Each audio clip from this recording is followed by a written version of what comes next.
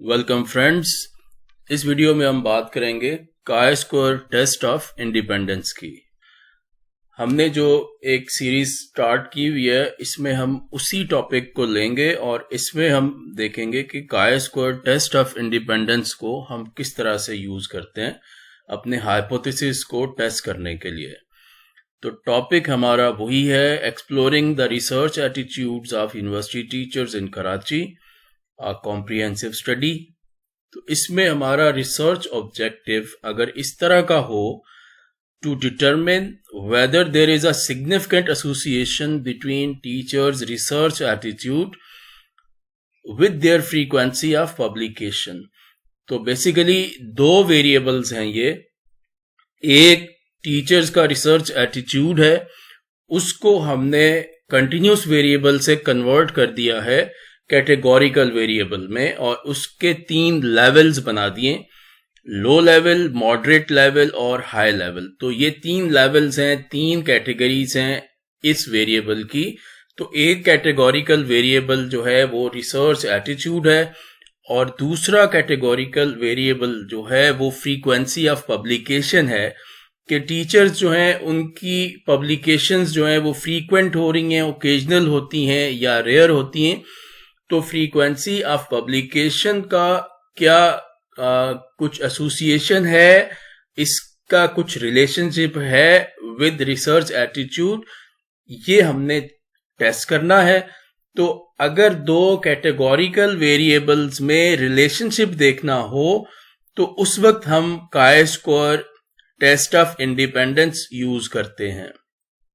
तो बेसिकली हम ये देख रहे हैं कि क्या ये जो फ्रीक्वेंसी ऑफ पब्लिकेशन है, क्या ये डिपेंड करती है रिसर्च एटीट्यूड पे या ये इंडिपेंडेंट है।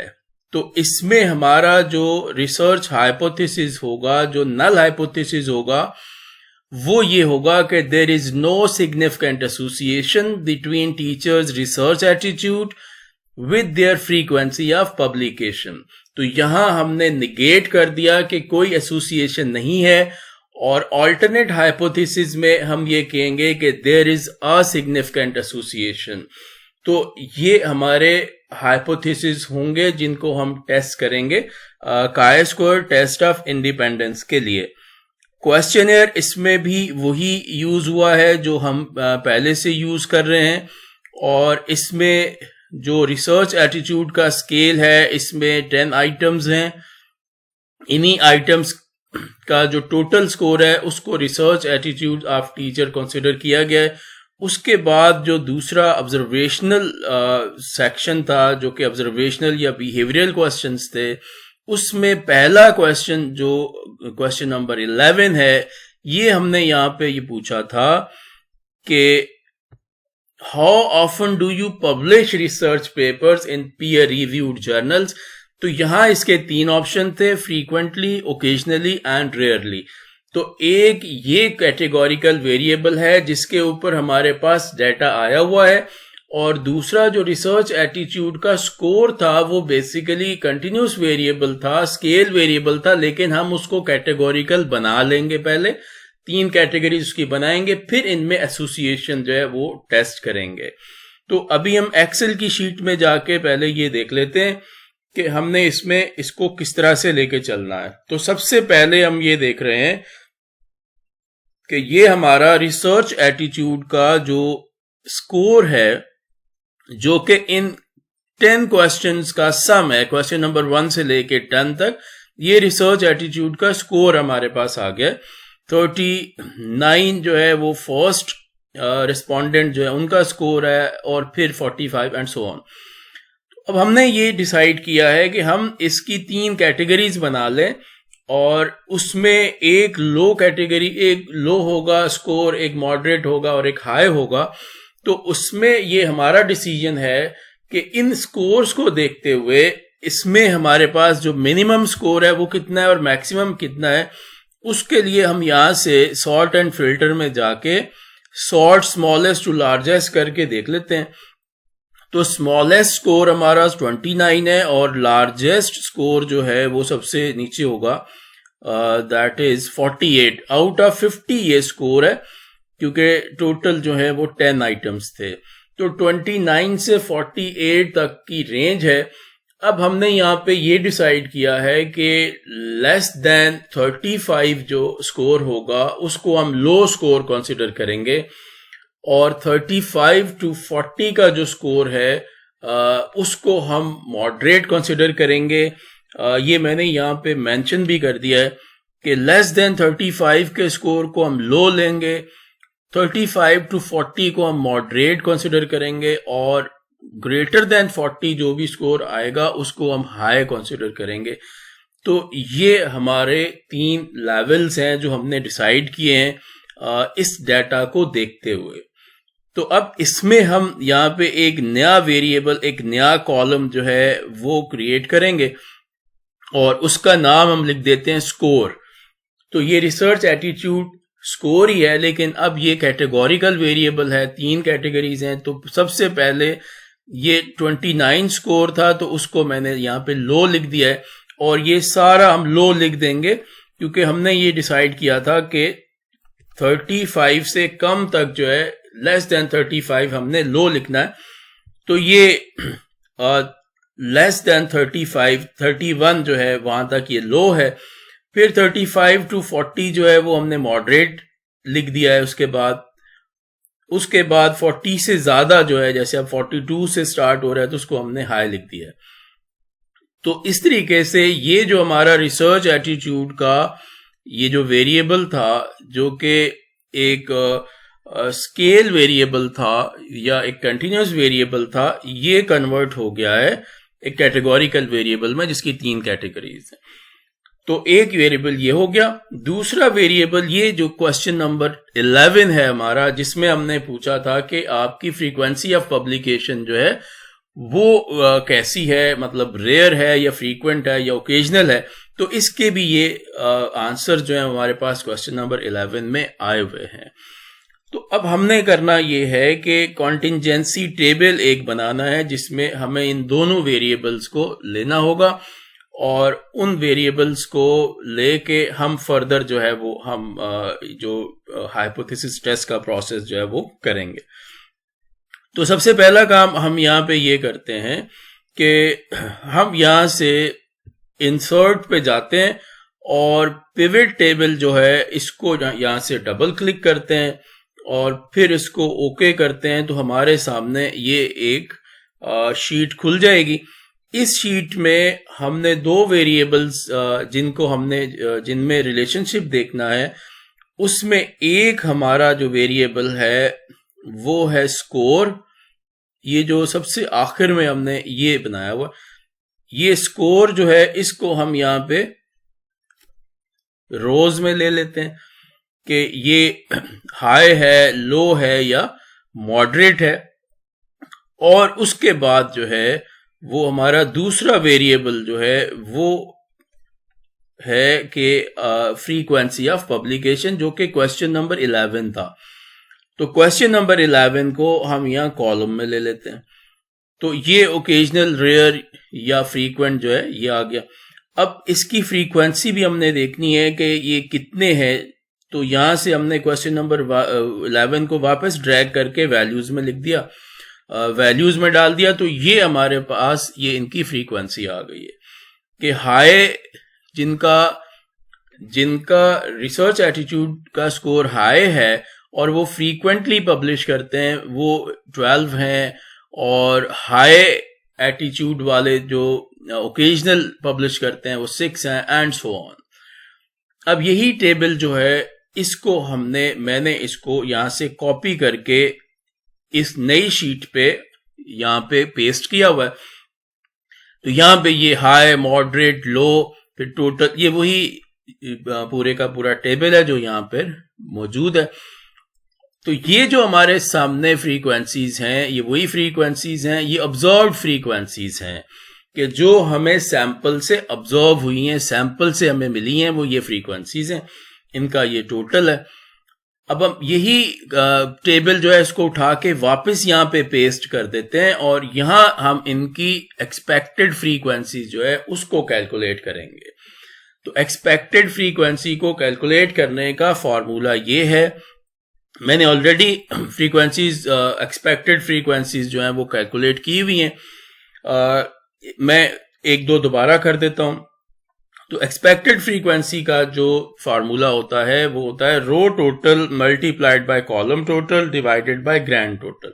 जैसे कि ये पहला सेल जो है, मैं यहां से इसकी वैल्यू को हटा देता हूं, तो इसमें मैंने ये जो हमारा पहला सेल था हाई और फिर फ्रीक्वेंट, तो जो हमारे रोज में हमारी कैटेगरीज आ रही हैं, जो लेवल्स आ रहे हैं, वो आ रहे हैं हमारे रिसर्च एटीट्यूड के स्कोर के। और जो कॉलम्स में हमारे पास 3 कैटेगरीज आ रही हैं वो फ्रीक्वेंसी, वो पब्लिकेशन फ्रीक्वेंसी की हैं। तो 12 हमारी जो ये सेल था, इसकी एक्सपेक्टेड फ्रीक्वेंसी के लिए हमने क्या करना है, यहां पे हमने पहले लिखना है इज इक्वल्स टू, उसके बाद हमने ब्रैकेट स्टार्ट करना है, उसके बाद रो टोटल। अब हम इस सेल की बात कर रहे हैं, तो इस सेल का रो टोटल जो है वो कौन सा है, इस सेल के रो का टोटल ये है 22। तो रो टोटल मल्टीप्लाइड बाय स्टेरिक सन कॉलम टोटल।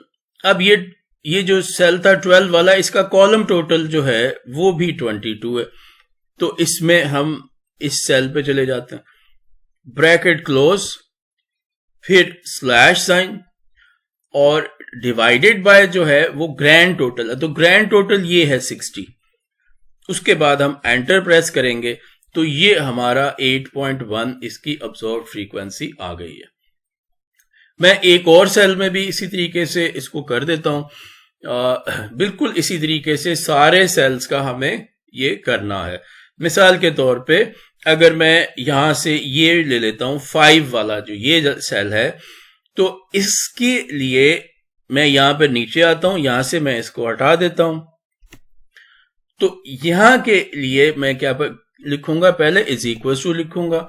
अब इस सेल का रो टोटल जो है वो 17 है। तो इज इक्वल टू लिखने के बाद मैंने ब्रैकेट स्टार्ट किया, उसके बाद रो टोटल मैंने लिखा, रो टोटल ये हो गया, फिर स्टेरिक साइन यानी मल्टीप्लाइड बाय कॉलम टोटल। तो ये जो सेल था इसका कॉलम जो है ये है, उसका कॉलम टोटल 22 है, bracket close divided by grand total which is 60, और फिर हम एंटर प्रेस कर देंगे तो ये हमारे पास इसकी एक्सपेक्टेड फ्रीक्वेंसी आ जाएगी। तो इस तरह से ये सारे के सारे जो 9 सेल्स हैं इनकी एक्सपेक्टेड फ्रीक्वेंसीज जो हैं वो हम यहाँ पे कैलकुलेट कर लेंगे और पूरा टेबल ये हम बना लेंगे इस तरीके से। इसके बाद हम डिग्री ऑफ फ्रीडम कैलकुलेट करेंगे, और डिग्री ऑफ फ्रीडम का जो फार्मूला होता है, ये जो कॉन्टिंजेंसी टेबल है इसके लिए वो होता है रोज -1 मल्टीप्लाइड बाय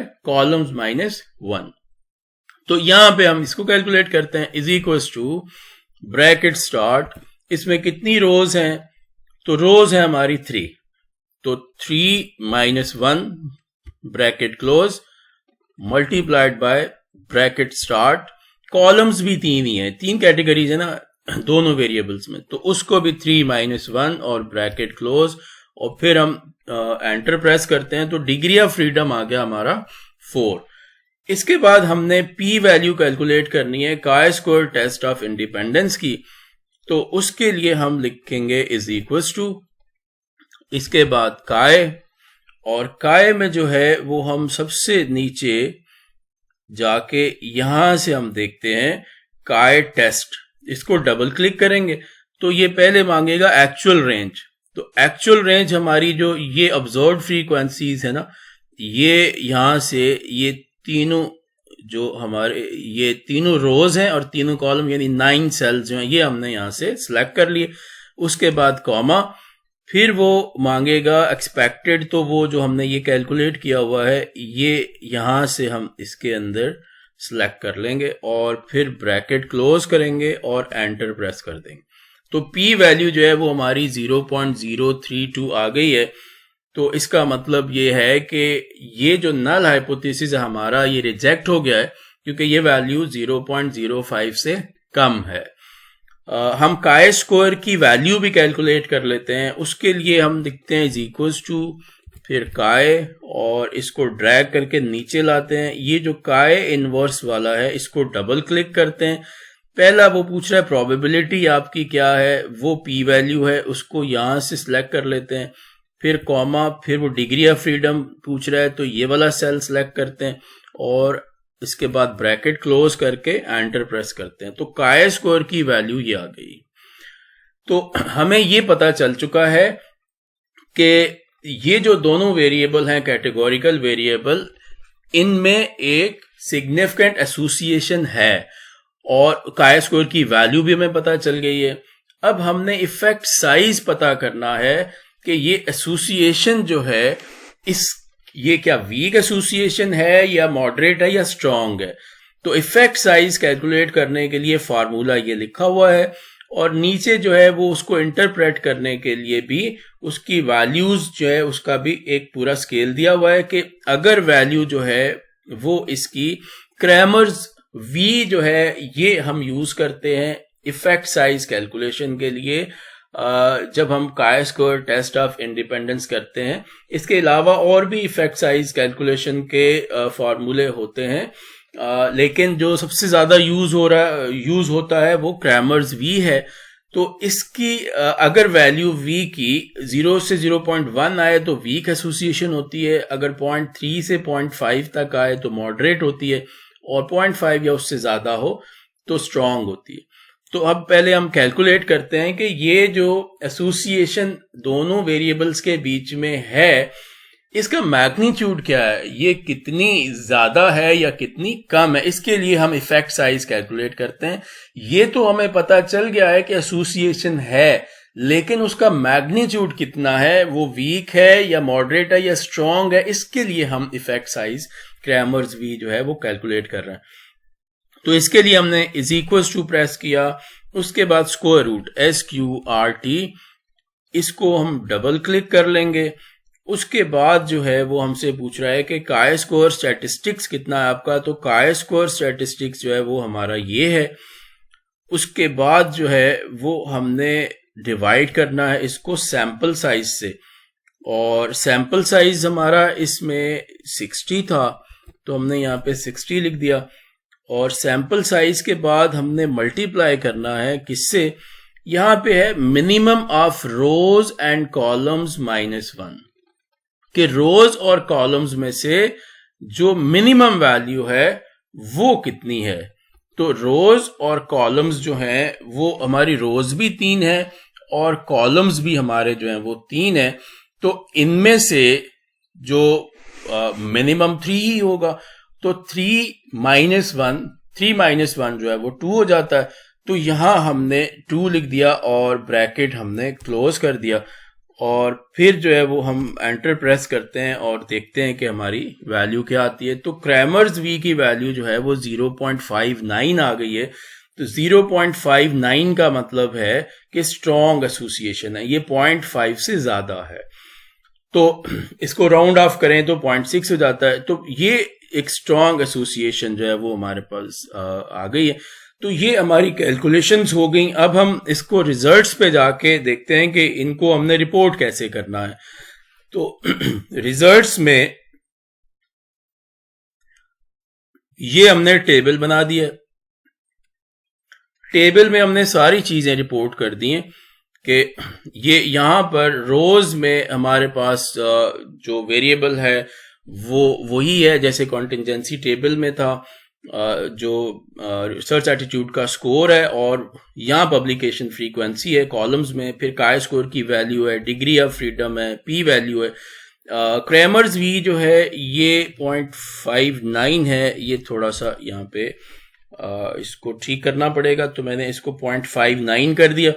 अब हम इसको रिपोर्ट कर लेते हैं और रिपोर्ट करते हुए हमने ये पहला कॉलम, ये जो पहला पैराग्राफ लिखा है, इसमें हम क्या लिख रहे हैं इसको हम देखते हैं। सबसे पहले हमने रिपोर्ट किया है कि a chi square test of independence was performed to examine the relation between teachers research attitude, ये उनकी कैटेगरीज है, and their frequency of publication, ये उसकी कैटेगरीज है।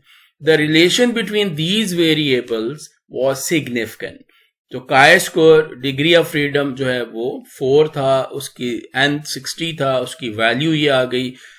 P जो है वो क्योंकि 0.032 ये लेस देन 0.05 है तो ये लिख दिया. क्रैमर्स V जो है इसको यहाँ पे करेक्ट करना पड़ेगा 0.59. The effect size as measured by Kramer's V suggests that there is a meaningful relationship between teachers' research attitude and their publication frequency. तो हम यहाँ पे there is a meaningful and strong भी लिख देते हैं क्योंकि ये strong relationship जो है वो आया है तो हमने ये लिख दिया इसमें. इसके बाद in summary, these results indicate that teachers' research attitude are related to their frequency of publication, highlighting the importance of considering individuals' attitudes towards research when examining their publishing behavior.